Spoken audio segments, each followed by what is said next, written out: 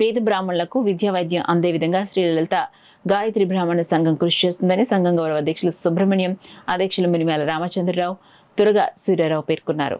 కాకినాడ వలసపాకల వాకలపూడి శ్రీలలిత గాయత్రి బ్రాహ్మణ సంక్షేమ సంఘ ఆధ్వర్యంలో 7వ కార్తీక వన సమారాధన కార్యక్రమం నిర్వహించారు. ఈ సందర్భంగా వారు మాట్లాడుతూ వలసపాకల వాకలపూడి ప్రాంతాల్లో నివసిస్తున్న పేద బ్రాహ్మణుల జాబితాను సేకరించి వారికి గత ప్రభుత్వంలో ఇళ్లు లేవని పేదలకు ఇళ్ల స్థలాలు ఇవ్వడం జరిగిందన్నారు. సంఘం ద్వారా మరియు సంక్షేమ కార్యక్రమాలు చేపడతామన్నారు. ముఖ్య అతిథులు మండలిక అన్నపూర్ణ సుబ్రహ్మణ్య వెంకటేశ్వర సత్యనారాయణమూర్తి ప్రసంగించారు. 75 సంవత్సరాలు దాటిన నరసింహమూర్తి, వెంకట సుబ్బారావు దంపతులకు సన్మానం చేశారు. ఈ కార్యక్రమంలో secretary Chaganti Veerabhadram, treasurer K S R Sastry తదితరులు పాల్గొన్నారు. నీడీ పీపుల్కి హెల్ప్ అవసరమైన వాళ్ళకి ఆరోగ్యము, ఎడ్యుకేషను, మిగతా ఎఫ్ఐఆర్ దేంట్లోనైనా సరే సహాయం చేయాలనే ఉద్దేశంతో మేము ఈ సంఘాన్ని స్థాపించాము. 7 సంవత్సరాల నుంచి రకరకాల సహాయాలు చేశాము. ఇంకా వృద్ధి చేయాలని మా తపన, ఆశయం. మేము ఈ 2 గ్రామాల్లో ఉన్న అన్ని ఇళ్ళకి వెళ్ళి వాళ్ళ డేటా, వాళ్ళ స్థితిగతులు, మనుషులు ఎవరున్నారు, వాళ్ళు ఏం చేస్తారు, వాళ్ళకి ఇల్లు ఉందా, ఓన్ హౌస్ ఉందా, లేకపోతే అద్దెంట్లో ఉంటున్నారా అని చెప్పేసి, అలాగే లాస్ట్ గవర్నమెంటు సైట్లు ఇచ్చినప్పుడు మా దాంట్లో ఓన్ హౌస్ లేదు, రెంటెడ్ ఇంట్లో ఉన్న వాళ్ళందరికీ కూడా సైట్లు ఇప్పించడం కూడా జరిగింది.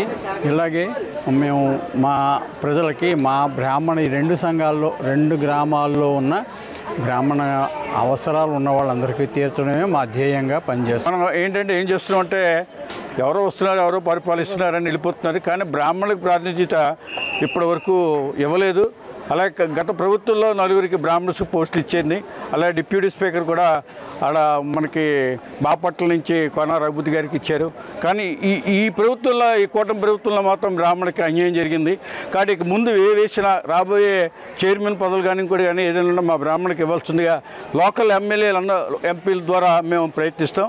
దీనికి ఈ వేదిక నాందిగా చేసుకునే మేము ముందు దాని పోరాటానికి ముందుకు వెళ్తూ వారిని విజ్ఞప్తి చేస్తూ మన ఎమ్మెల్యేలు ఇద్దరు రూరల్ అండ్ అర్బన్ ఎమ్మెల్యేలు వనమాడి కొండబాబు గారికి, అలాగే పంతం నానాజీ గారికి, ఉదయ శ్రీనివాస్ గారికి, సానియా సతీష్ గారికి,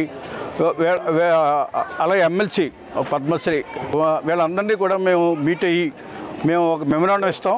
మా బ్రాహ్మణులకు అన్నింటికి కూడా ప్రాతినిధ్యం వహించాలని, అన్ని దేవాలయాల్లో కూడా ప్రాతినిధ్యం ఇవ్వాలని కోరుతూ నాకు అవకాశం ఇచ్చిన వీళ్ళందరికీ గాయత్రి మాత కృపతో అన్నీ జరుగుతాయని నేను ఆశిస్తూ, బ్రాహ్మణ సంఘం అదే వాళ్ళ ఆశయాలు చూసి నేను ఫ్రీగా సర్వీస్ చేద్దామని చెప్పి జీరో జాయిన్ అయ్యాము.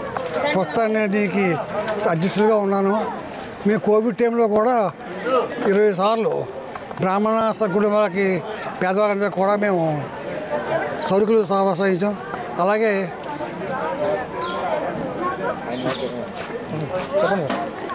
బాగా చదివిన విద్యార్థులకి స్కాలర్షిప్లు ఇవ్వడం అలా చేస్తున్నాం.